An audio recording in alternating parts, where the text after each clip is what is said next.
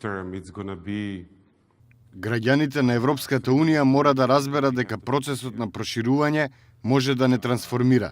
Ние правиме грешки, но исто така и ги поправаме грешките. Процесот на пристапување е можност за трансформација на општествата. Иако сакаме рокови, датуми, поважно од тоа е да имаме точен датум и нашите земји да ги направиме европски. Ако утре се приклучиме, Македонија ќе биде истата земја.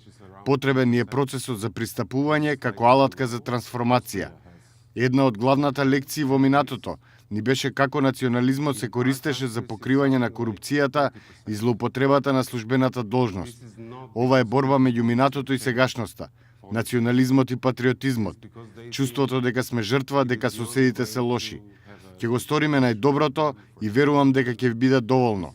Верувам дека луѓето во Македонија во минатото правеле мудри избори на вакви историски крстосници. Подобро е опозицијата повеќе да мисли на земјата отколку на својата политичка кариера, но сите ќе созрееме во тој процес.